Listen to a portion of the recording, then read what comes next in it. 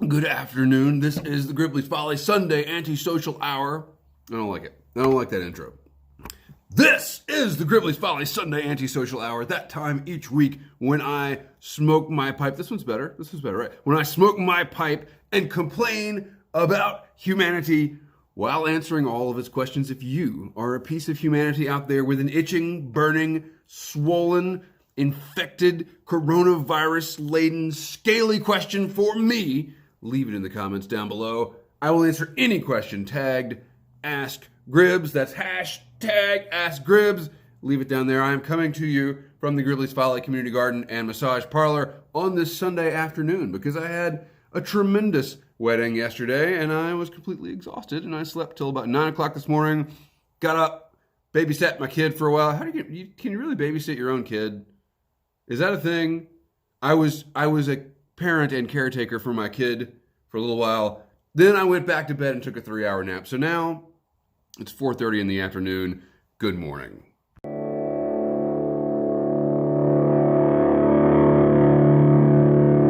But Gribs, why haven't you lit your 7LE 673KS yet? That's something I normally try to take care of off camera so as not to waste your precious time. But today is a special tin opening. I've been saving this for months and months and months.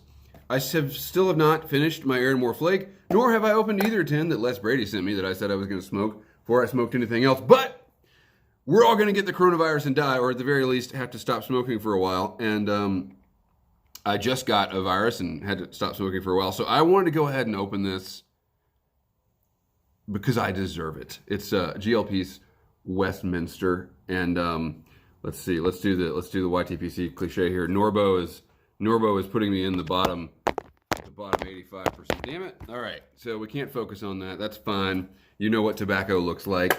This is a tobacco that with which I have had a very weird relationship. I ordered some of this years ago, I think back in 2017.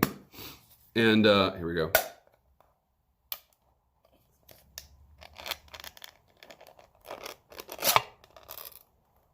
Yo, Vincent, we cool? We cool. I started smoking this stuff back in 2017 and I opened the tin and put some in my pipe and thought, this is it. I found it. I never have to order tobacco anymore because this is the one blend to rule them all. And then the second smoke, the second bowl, was probably 95% that good. And then the third one was about 85% that good. And it kept going that way until this felt like just another Latakia heavy tobacco. So I got another tin and I did the same thing and the exact same thing happened. So since I have a very fresh palate right now because I haven't been smoking, I wanted to go ahead and open this. We'll try it again. We'll see if this is indeed my one tobacco or if the same thing happens and halfway through the tin I'm like, meh, it's pretty good.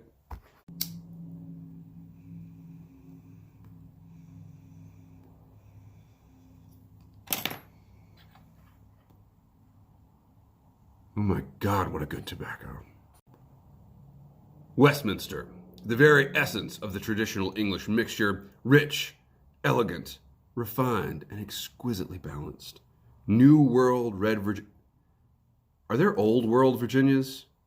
I mean, isn't the whole point of the Virginia that it's in the new, whatever, are enhanced with a gentle caress of bright leaf, then lavishly seasoned with rich Oriental tobaccos and generous measures of noble Cypress Mountain Latakia. Westminster is full, satisfying, and it's gone out. Hang on. The point is, it's a very hoity-toity blend from GLP's, and it's really nice. It's really good. I'm not gonna say this time that it's the best smoke ever, but a perfect everyday smoke. Yeah, I wouldn't call it an all-day smoke. It's on the strong side of Old Limey Bastard or like 965. I think that it's very lot heavy for an essential or a traditional English mixture. It's a little strong. Let's get to your questions. Typing Piper. Ask Gribs how well I am prepared for the coronavirus. Water filtration? Check. Seed bank? No. AR-15? No. Hand sanitizer? Yes. Canned goods? Yes. Livestock? No. Fresh dug well? No. Militia? I mean, I could probably get like half a dozen rednecks and trucks together pretty quick. I kind of mentioned this in my video on Friday about our preps for the coronavirus or anything else. We try to stay with baseline 2 weeks of readiness for whatever may come. I want to be able to. Sometimes I think there are gremlins in the community garden and massage parlor. I mean, there's no food down here, so I don't know why, like, rats or anything. Whatever. Okay, we'll just let that go. I like to be able to stay in my house for 2 weeks at a time. And if there's an emergency, that comes in really handy. I'm watching this thing pretty closely, and probably more closely than I should. Probably taking it more seriously than I should, but I'd rather do that than not take it seriously, which is apparently what everyone else, including our government, is doing. So anyway, went out the other day, bought a couple $100 of groceries, which is normal. That's a normal spend at the end of a month or the beginning of a month. And then we're gonna spend another couple hundred and try to get to a month of preparedness.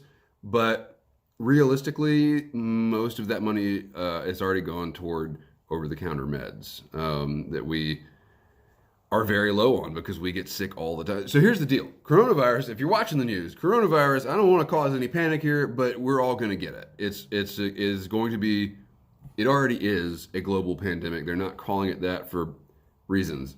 But it's here, it's community spreading, and we're going to all get it just like we all get the cold every year.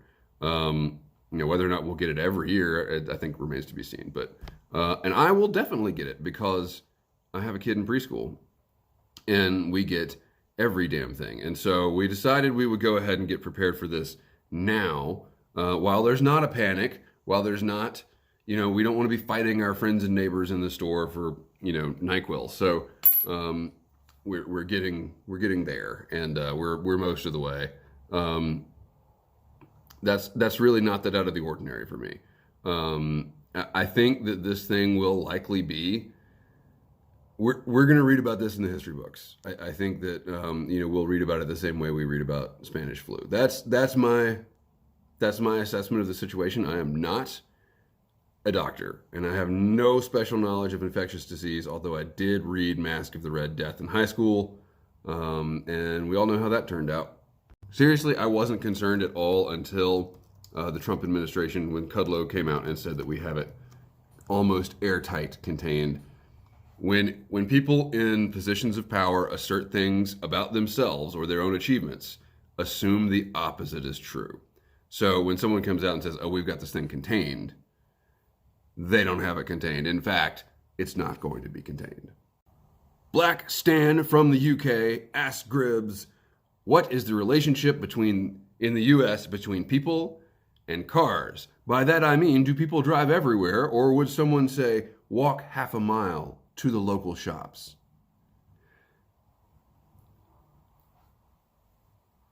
This steps on a bit of a nerve for me right now. Half a mile. We won't walk half a block. Cars and retail. So when you say the local shops, there are no local shops. There's not a single local shop within a mile of me. It's all big box chain stores of varying degrees. My grocery store is a chain store. And I like my grocery store, but it's half a mile away. I never walk there. But in the 50s and 60s in America, this is sort of a thing. Everybody got a car, right? And retailers started realizing, why pack in a bunch of specialty stores into a city block when we could instead go out into the suburbs, cut down 100 acres of farmland, and build one giant store that has everything, and then a parking lot that is even bigger than the store. Everybody's in their car anyway. We love to drive. We love to buy cars. Have you ever noticed the footprint of a car lot? It's insane. It's insane how much land we spend parking our cars.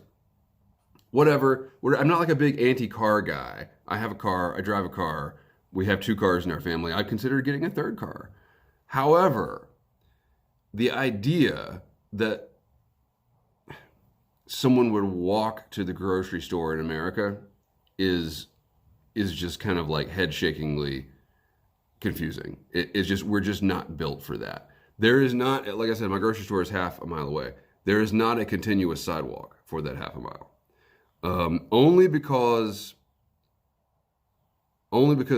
part of it was built in the 2000s or something like that, when the city made them put in sidewalks. Is there any sidewalk at all? So the other thing that we have in America are things called food deserts. And this is a term that has been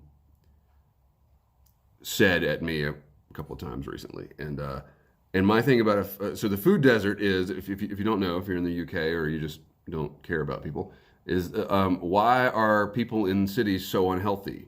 Why are they so fat? But they're fat and they're not eating nutritious stuff. I don't know anybody like this, but there are apparently a bunch of these people, and the latest excuse for them is that they live in a food desert, that they cannot find nutritious food in a walkable radius of their house, and they don't have a vehicle, so they're basically in a desert. I don't know if the people that came up with this term have ever been to a desert, but the point of a desert is there's no food, right? Not bad food, no food. And this goes back to like our relationship with food and with exercise and with vehicles and with retail. All these things come back into the video I made last year about the cookie dough. Our relationship with these things is FUBAR, and we would never walk to go get our food. It's just that, I mean, I guess if you live in Brooklyn, you do. But the majority of America lives in the suburbs. We live in urban environments, but we're not all in apartments. So people can derive pity from the ruling class by living in a place where they refuse to walk to a store with nutritious food. Am I making my point? Do you understand that? It's profoundly fucked up.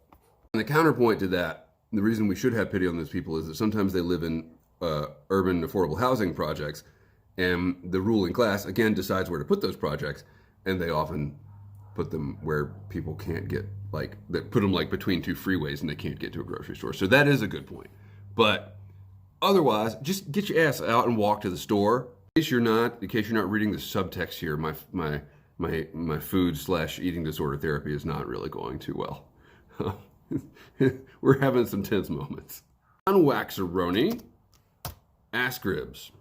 Back in high school, myself and a select group of friends used to go to school together, spend time after school together, weekends together, drink and party with everything available. We started a band. It was like we were married together. We would constantly laugh, fight, spew silly banter, and write creative, awesome music. That's really cool.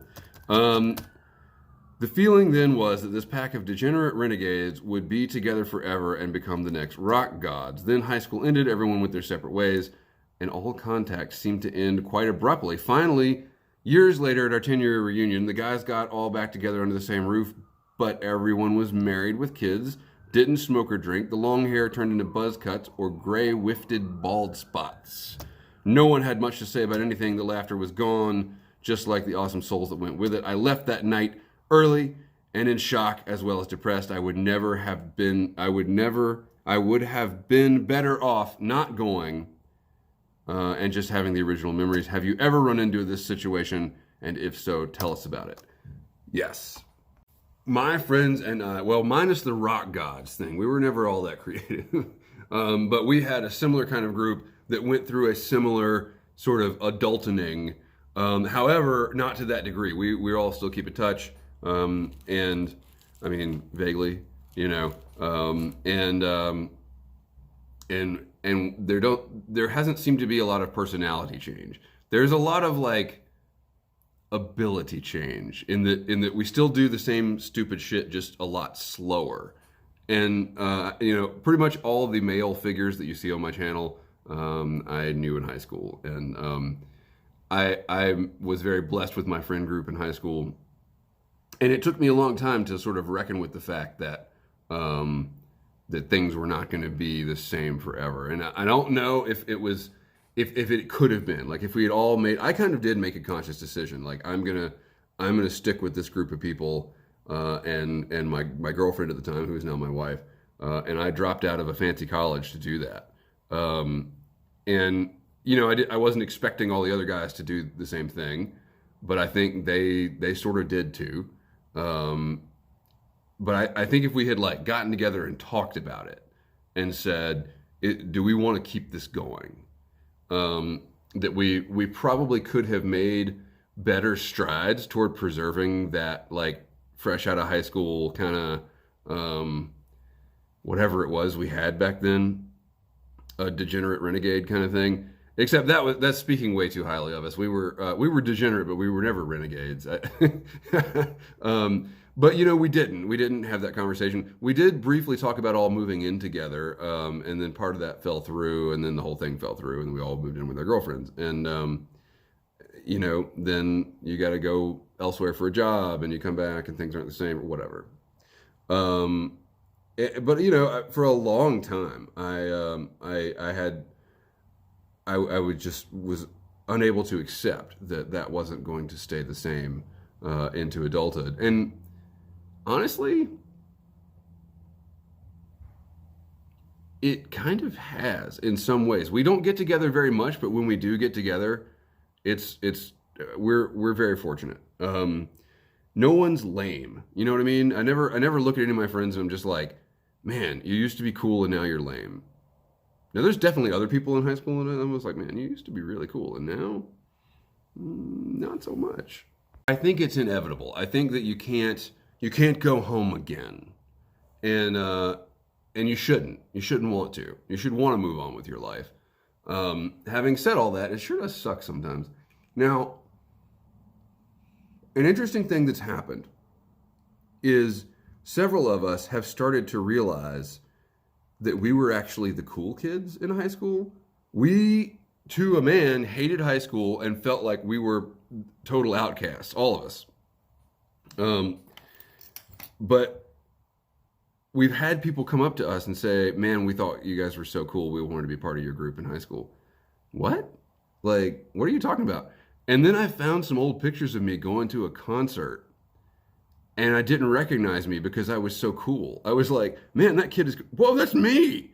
Like, wow, I looked like an actual cool person in high school. I mean, I still looked like a high school kid. Not really that cool, but yeah, like, I don't know if we didn't perceive ourselves correctly, or if now we're trying to make ourselves feel better and say that we used to be cool, or what, I don't know. Derek Tant, the inimitable and under fire constantly mayor of the YTPC, says, despite your desire to impeach me, and it is a deep desire, but more than that, Derek, it is a moral duty. If you cannot be impeached for what you've done, what can we do with future YTPC mayors that abuse their power? Anyway, you're getting a reprieve. Your reprieve is still in effect because we're waiting to see how effective your response to the coronavirus will be. So get it in gear, buddy. Anyway, he says, despite your desire to impeach me, I will still be a beacon of generosity and give you my hot toddy recipe. Remember, I'm a medical professional, and this recipe is guaranteed to make you feel better. Combine the juice of one whole lemon, plus 30 milliliters honey. See, he's a medical professional, so he's got to say milliliters. That's a word they throw around a lot. 60 milliliters of bourbon and hot water to the desired dilution level. Try it. Ask Gribbs, make us a hot toddy video. You need to prepare and drink different hot toddy recipes on screen. Buzziness preferred. I'll do it. I'm going to be sick again soon. Let's just go ahead and plan. So Derek, name the bourbon that I should put in this, because I don't want to use nice bourbon to make hot toddies, but I also don't want to get like Ancient Age or Dickel or something like that. Porch Piper asks Gribbs, what drew you to smoke a pipe initially? Always curious as to why folks decide to smoke a pipe. Hope you're feeling better soon. Thank you. I am feeling better. My right ear, though, I have significant hearing loss in this ear, and I'm hoping that's going to go away. I hope it's going to return, but like, you know, when you rub your fingerprints together, I can hear that over here. Can't hear it over here. So, I don't know, but it's pretty, yeah. So, what drew me to initially smoke a pipe? I don't remember. It was in 2009, so it's been 11 years now, and it was. I think that I had sort of kind of run through my bourbon swilling days, and wanted something that was less inebriating. Damn it! I wanted something different. I wanted something beside the booze, and I think that was probably the desire. That was a very subconscious desire at that time. But I was also watching. I was watching YTPC videos because it's like one of those things where you're like, oh, I might like to smoke a pipe. I'll watch some videos, and then 10 minutes later, I'm like, oh, these are my people. I tried cigars before, and I would go. I would go to this place called Carolina Cigar downtown, not knowing that it was just a touristy, rip-off cigar shop. And these guys had, they weren't guys. That was the reason that I went there. There was a very statuesque, gorgeous young woman who womaned the counter there, and so my friends and I went in there one night, and then we were all like, "Yeah, I like cigars. Yeah, let's hang out here for a little bit." And her name was, I forgot her name. She was there for a long time though. Anyway, so I developed a taste for burley cigars. Get this: this company made cigars out of burley and cigar leaf. So the inner tobacco was burley, and then the wrapper was cigar leaf, and they were flavored with rum. And I thought I was a real connoisseur smoking these rum flavored burley cigars. Would never ever smoke one of those today. I would try it for a video, but anyway, eventually I think that led to the perusal of more finer tobaccos. That not that they had any there, but it's like, oh, I'd like a cigar. Oh, they're closed. Let's go to a different cigar shop. And you're like, oh wow, this is what a cigar shop should be like. Professor Pipe says, I hope you feel better soon. I won't say that a 10-day illness is due to bad karma from bad-mouthing 1Q, but I won't say it isn't. Listen, buddy, you know why they call it 1Q? Because 1A through 1P were actually good tobaccos and got names, and 1Q is just what's left over. Excuse me. Professor Pipe asks Gribbs, other than Grouse, what other low-end Scotch labels have you tried? Do you have any Scotch tobacco pairings? No, I'm not a person that that intentionally makes pairings or dedicates pipes or has oh, tonight's my night to smoke this, and just whatever I'm in the mood for. However, I can highly recommend McClelland's, no relation to the tobacco company, now defunct, unfortunately.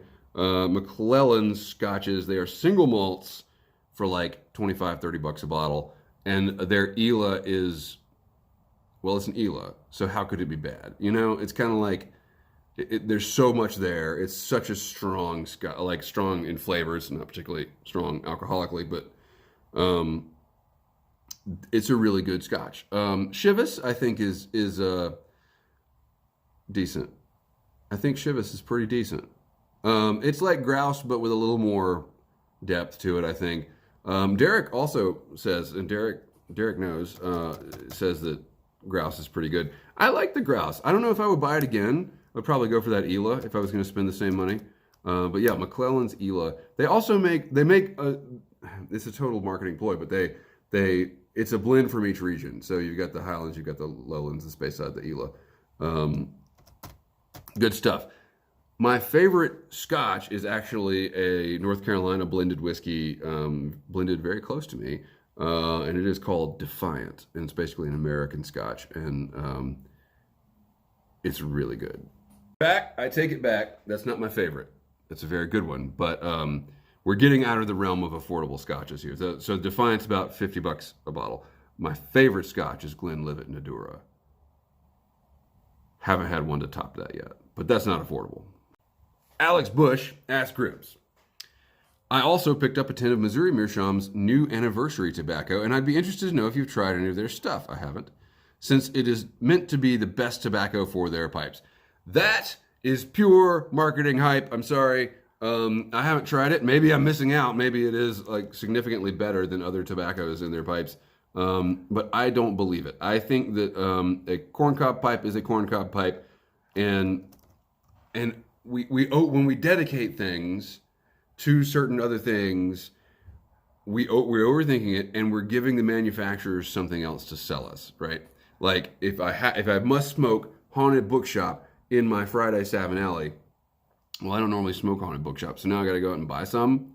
You know, I just don't want to lock myself into these roles that the industry says we need to follow. So I haven't tried it. It might be great tobacco, but I don't buy the idea that it smokes any better than any other tobacco. I've never had a tobacco that smoked poorly in a corncob pipe. They're great smokers. That's part of the reason why I'm so heavily invested in them.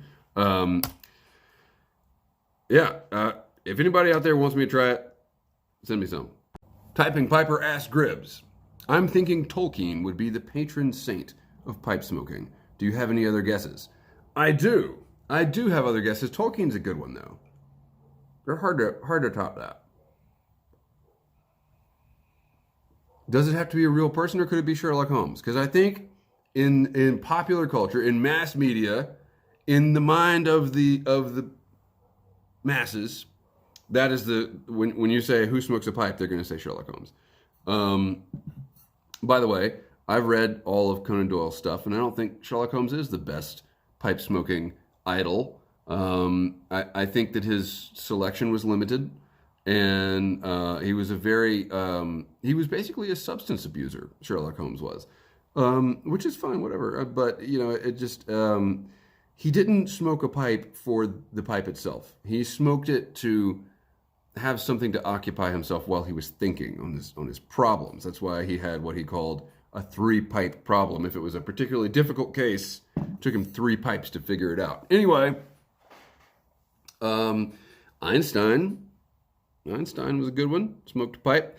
However, and it may be too soon for all this, but you know, Matches is no longer with us, which I think qualifies him for sainthood.